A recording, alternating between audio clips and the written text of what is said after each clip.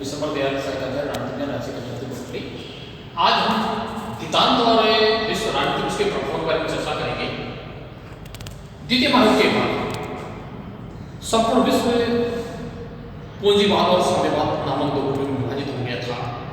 पूंजीवादी गुट का नेतृत्व संयुक्त राज्य अमेरिका के द्वारा किया गया था और साम्यवादी गुट का नेतृत्व सोवियत संघ ने किया था।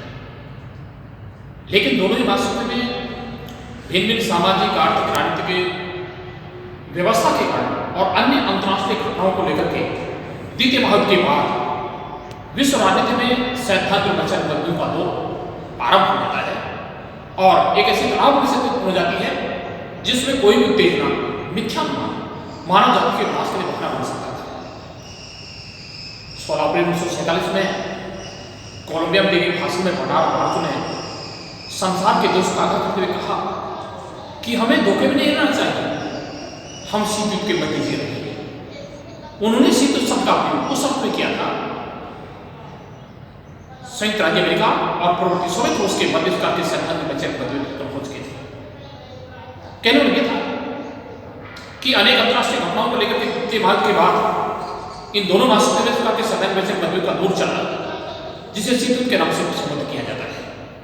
सबसे पहली घटना थी 1917 में रूस में जो बोल्शेविक क्रांति हुई। यदि भी पश्चिमी विचारधारा वाले सभी राष्ट्र, ब्रिटेन, अमेरिका, फ्रांस, ये राष्ट्र नहीं चाहते कि सोवियत रूस में जाल का शासन करना, लेकिन इस क्रांति को कुचलने का काम उनके द्वारा प्रयास किया गया, उन्हें सफलता प्राप्त नहीं हुई। अंत में एक बहुत लंबे समय तक 1923-1933 तक ब्रिटेन और संयुक्त राज्य अमेरिका के द्वारा एक साम्यवादी राष्ट्र के रूप में सोवियत रूस को मान्यता नहीं दी जाती है, जबकि सोवियत रूस मान्यता देना चाहता है। इसी प्रकार से 1939 में जब हिटलर ने सोवियत रूस पर आक्रमण किया, तत्कालीन सोवियत रूस के शासनाध्यक्ष स्टालिन ने पश्चिमी यूरोप की सीमा पर जर्मनी के विरुद्ध के मोर्चा होने का अनुरोध किया, लेकिन समय रहते हुए ब्रिटेन और अमेरिका की तरफ को पहल की जाती है, जिसके परिणामस्वरूप पूर्वी यूरोप और पश्चिमी यूरोप दोनों सीमा पर सोवियत सेनाओं को आक्रमणकारी सेना का मुकाबला करना पड़ा। स्टालिन अपने साथ एक बहुत बड़ा विश्वास करता। इसी प्रकार से उत्तरी ईरान से सोवियत सेना की वापसी का जो मामला था, इस कार्य की बात को लेकर के दोनों महाशक्तियों के मध्य सैद्धांतिक मतभेद का दौर और अधिक हो जाता है। कहने लगे था कि जब 5 मार्च 1946 में चर्चिल ने नामक भाषण में जो बात कही, चर्चिल ने वही काम किया जो कार्य किसी जलती हुई अग्नि में घी की आहुति देने वाले व्यक्ति के द्वारा की जाती है। कहने लगे था कि द्वितीय महायुद्ध के बाद इस कार्य से साम्यवाद प्रबोधन की नीति अमेरिकी विदेश नीति की आधारशिला पर रखी जाती है। अर्थात साम्यवाद प्रबोधन का मतलब यह था कि जहां कहीं सोवियत रूस अपनी सामाजिक, आर्थिक, राजनीतिक के प्रचार प्रसार के लिए प्रयास करेगा, वहां संयुक्त राज्य अमेरिका के द्वारा सोवियत रूस के इस प्रकार के कार्य में निरंतर अपने रूप से विघटन करने का बाधा डालते हैं। तो इस प्रकार की कठिन कम्युनिस्ट की पॉलिसी कारण साम्यवाद प्रबोधन के कारण भी दोनों राष्ट्र वाले सत्ता का बहुत अधिक हो जाता है। तत्कालीन अमेरिकी राष्ट्रपति हेनरी ट्रूमैन प्रशासन के द्वारा और सोवियत संघ शासनाध्यक्ष स्टालिन के द्वारा, स्टालिन एक बहुत महान अड़ंगेबाज प्रशासक थे, उनके साथ काम करना कोई खास कार्य नहीं था। खैर, कहने में यह था कि युद्धोत्तर विश्व राजनीति में सैद्धांतिक बचत बदलू के दौर में दोनों महाशक्तियों के द्वारा एक दूसरे को कमजोर करने के बहुत अधिक प्रयास किए थे। द्विपक्षीय, बहुपक्षीय सुरक्षा संधि के माध्यम से पूर्वी यूरोप के राष्ट्र को अपने साथ संधि करने के प्रयास किए जाते हैं। संयुक्त राज्य अमेरिका के द्वारा लैटिन अमेरिका राज्यों के साथ युद्ध संधि की जाती है। 1949 में नाटो संधि की जाती है, एनएस संधि की जाती है, सीटो संधि की जाती है। 14 में सोवियत रूस और उसके 8 मित्र राष्ट्रों के साथ वार्सा पैक्ट गठन किया जाता है। क्यूबा विस्तार की घटनाएं हो जाती हैं, लेकिन 1962 के बाद संयुक्त राज्य अमेरिका और पूर्ववर्ती सोवियत रूस के शासनाध्यक्षों के दृष्टिकोण में काफी परिवर्तन आया और काफी चेंज आया, बदलाव आया।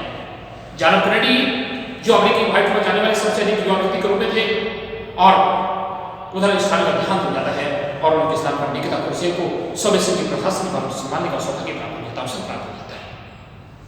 लेकिन कहने में यह था कि 1962 के बाद अंतर्राष्ट्रीय राजनीति में बहुत बड़ा क्रांतिकारी परिवर्तन देखा जाता है, बहुत बड़ा चेंज देखा जाता है।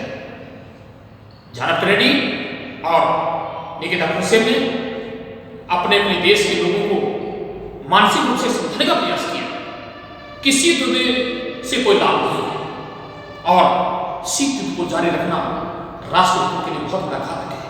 उन्हें अपने देश की जनता को समझाने की कोशिश की, देश की जनता को विश्वास देने का प्रयास किया कि जिसका से युद्धोत्तर विश्व राजनीति की शक्ति संघ की राजनीति बहुत अधिक मात्रा में सबसे ज्यादा जा चुकी है, लेकिन शक्ति संघ की राजनीति का कोई फायदा होने वाला नहीं है। और यदि हम इस प्रकार की शक्ति संघ राजनीति को यदि हम उसे जारी रखते हैं तो हमारे राष्ट्र के लिए बहुत बड़ा नुकसान हो सकता है, घातक हो सकता है। इसलिए उन्होंने कहा आवश्यकता इस बात की है कि दोनों महाशक्ति के मध्य एक मधुर संबंध स्थापित किए जाए, सैद्धांतिक वैचारिक मतभेद के दौर को समाप्त किया जाए और ये राष्ट्रीय हितों की संवर्धन के लिए, राष्ट्रीय हितों की सुरक्षा करने के लिए, संरक्षण के लिए, क्योंकि अंतर्राष्ट्रीय राजनीति में सदैव शक्ति के लिए स्ट्रगल चलता रहता है, संघर्ष चलता रहता है। इसलिए शक्ति का संवर्धन करने के लिए, राष्ट्र को सुरक्षित रखने के लिए, उनका संरक्षण करने के लिए यह आवश्यक है कि दोनों महाशक्ति के मध्य मधुर संबंध स्थापित किया जाए। तो इस प्रकार की घटनाएं होती है। 1955 में एक बहुत बड़ी घटना हो जाती है। इस घटना ने दोनों ही महाशक्तियों को आपस में दितांत सैद्धांतिक वैचारिक मतभेदों की राजनीति को कुछ सीमा तक समाप्त करने का मोटिवेशन प्रेरित किया जाता है। 1955 में सबसे बड़ी घटना थी, सबसे बड़ा समझौता था कि ऑस्ट्रिया के साथ जो शांति संधि की गई थी। इस शांति संधि के समय संयुक्त राज्य अमेरिका और पूर्ववर्ती सोवियत रूस के दौरान विचार विमर्श से काम किया गया था। इसलिए इस ऑस्ट्रिया के साथ शांति संधि हुई। इस संधि में सैद्धांतिक वैचारिक मतभेद को दो समाप्त करने के लिए एक बहुत निश्चित प्रकार की घटना हो जाती है, मोटिवेशन प्राप्त है, प्रेरणा प्राप्त हो जाती है। इसी प्रकार से दूसरा जो समझौता था, जो बहुत बड़ी उपलब्धि की बात की जाती है कि संयुक्त राष्ट्र में जो बनने वाले नए राज्य थे, तो राष्ट्र थे, उनके लिए पैकेज डील का समझौता किया जाता है। खैर कहने लगे था कि विश्व राजनीति में सैद्धांतिक वैचारिक मतभेद के दौर को समाप्त करने के नए युग का सवाल हो जाता है, जिसे दितांत के नाम से जानते हैं। यद्यपि दितांत फ्रेंच भाषा का है, जिसका शाब्दिक अर्थ होता है तनाव संबंधी, शैथिल्य अर्थात शक्ति संघर्ष की राजनीति में कुछ सीमा तक विराम हो जाता है। शक्ति संघर्ष की राजनीति कुछ सीमा तक समाप्त हो जाती है, उसका अवसान हो जाता है, उसका पराभव हो जाता है, उसे दितांत का नाम से जानते हैं। यदि हम अंतरराष्ट्रीय राजनीति परिप्रेक्ष्य में दितांत की बात करते हैं तो इसका सीधा साधा अभिप्राय ये लगा सकता है कि पूर्ववर्ती सोवियत रूस और संयुक्त राज्य अमेरिका के बीच का संघर्ष चल रहा था। शक्ति संघर्ष राजनीति उत्पन्न हो चुकी थी। द्विपक्षीय बहुपक्षीय सुरक्षा संयुक्त का गठबंधन की राजनीति को उत्तर वृद्धि हो रही थी।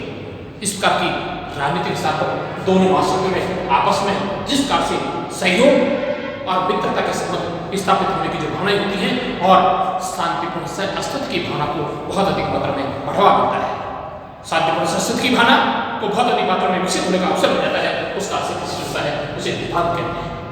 वास्तव में द्वितीय महायुद्ध के बाद बाइपोलर पॉलिटिक्स को लेकर के, द्वितीय विश्व राजनीतिक व्यवस्था को लेकर के जिस प्रकार का शक्ति संघर्ष की जो पॉलिटिक्स चलती है और कुछ सीमा तक इसमें शक्ति संघर्ष के स्थान पर अर्थात इन दोनों महाशक्तियों के मध्य चला रहा जो शक्ति संघर्ष राजनीति होती है, अर्थात जो मित्रता होती है, इस युद्धोत्तर शत्रुता बन जाती है और पारस्परिक जो प्रवृत्ति होती है वो टकराव बन जाती है। लेकिन इस दितांत की स्थिति क्या है, इस प्रकार के तनाव से की स्थिति का अर्थात संयुक्त राज्य अमेरिका और सोवियत रूस के मध्य जो तनाव में जो कमी हुई है उसे दितांत के नाम से जानते हैं। इस दितांत के कारण दोनों महाशक्तियों को आपस में जिस प्रकार से मैत्रीपूर्ण विस्तार जिसका की मित्रता हो जाती है, जिसका से सहयोग वृद्धि होती है और इसके साथ साथ इनमें सह अस्तित्व की जो भावनाएं विकसित होती हैं उसे दितांत के नाम से जानते हैं। वैसे तो दितांत का तनाव पहले से होता है, लेकिन अंतरराष्ट्रीय राजनीति की बात की जाती है कि बाइपोलर पॉलिटिक्स के कारण जो शक्ति संघर्ष की राजनीति हो चुकी थी और जिस प्रकार से कुछ मात्रा में विराम होता है, उसका अवसान होता है, उसका प्रभाव होता है, उसे तनाव संघर्ष के नाम से दितांत के नाम से जानते हैं। यदि बात करते हैं ऑक्सफोर्ड इंग्लिश शब्दकोश की बात की जाती है, दोनों राज्यों के मध्य, दोनों राज्यों के पूर्ववर्ती सोवियत रूस और संयुक्त राज्य अमेरिका की बात की जाती है।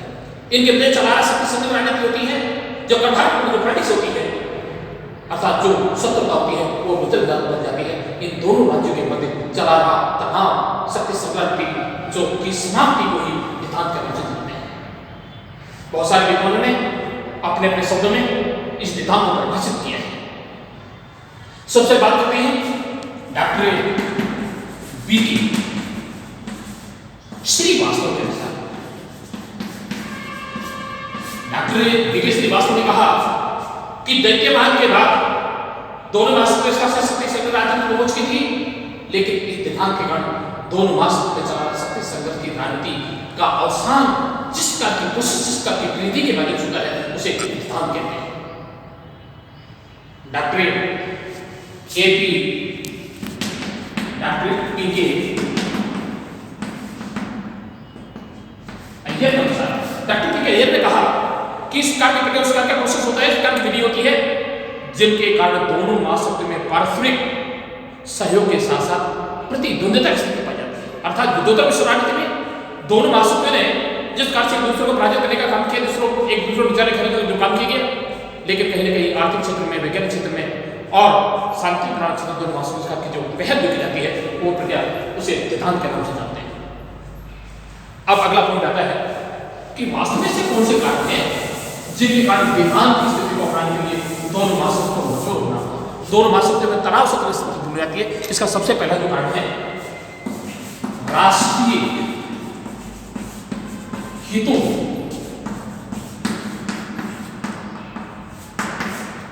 के संवर्धन में सहायक, राष्ट्रीय हितों के संवर्धन, राष्ट्रीय हितों की वृद्धि में सहायक, वृद्धि में सहायक। कहने ये था कि युद्धोत्तर विश्व राजनीति में पूर्ववर्ती सोवियत रूस, संयुक्त राज्य अमेरिका और सोवियत रूस के द्वारा जिस प्रकार से शक्ति संघर्ष की राजनीति का था, अपनी संपूर्ण शक्ति होती है जनहित के स्थान पर, अपनी जनता के सकल भविष्य के स्थान पर अस्त्र शस्त्र के द्रव्य को बहुत मात्रा में व्यय कर दी जाती है, खर्च कर दी जाती है। लेकिन इस युद्धोत्तर विश्व राजनीति में जो अंतर्राष्ट्रीय घटनाएं होती हैं, देश की अर्थव्यवस्था पर भार पड़ता रहता है, लेकिन जन सामान्य समस्याओं की और उनका सरकार का ध्यान रखता ही रहता है। तो राष्ट्रपति के दौरान ये देखा गया कि शक्ति संग्राम के दौरान ये देखा गया कि संयुक्त राज्य अमेरिका ने अपने देश में निग्रो लोगों के कल्याण के लिए खर्च करने में बहुत बड़ी कंजूसी की, इसलिए उनका बहुत मात्रा कल्याण नहीं हो पाया। इसी प्रकार से युद्धोत्तर विश्व राजनीति, शक्ति संघर्ष की राजनीति में सोवियत रूस के द्वारा अपने देश में खाद्यान्न के क्षेत्र में आत्मनिर्भरता के लिए कोई पहल नहीं किया जाता, कोई प्रयास नहीं किया जाता है। इसलिए देश में जनता का सुखद जो भविष्य होना चाहिए था, जो सरकार की स्थिति होनी चाहिए, जन सामान्य के सुधार होना चाहिए था, उतना सुधार नहीं हो पाता है। इसलिए देश की तुलना में दोनों ही देशों में, दोनों महाशक्तियों में जो पब्लिक होती है, जनता होती है, उनमें सरकार को बहुत बड़ी आकर्षण हो जाता है।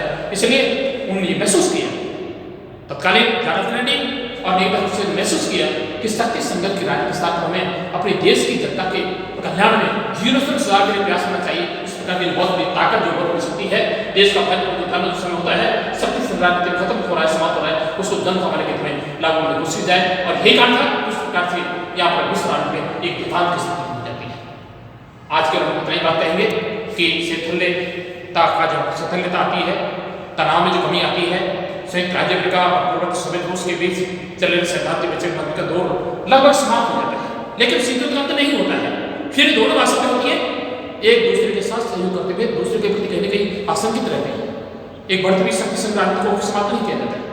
तो ये देताल स्थिति होती है।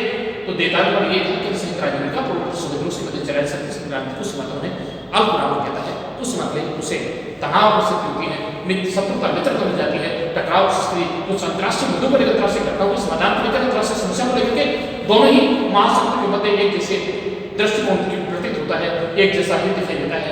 इसे सिद्धांत का नाम कहते हैं। आइए और बाकी सिद्धांत के जो अन्य जो कारण है उनके बारे में आगे करेंगे। धन्यवाद।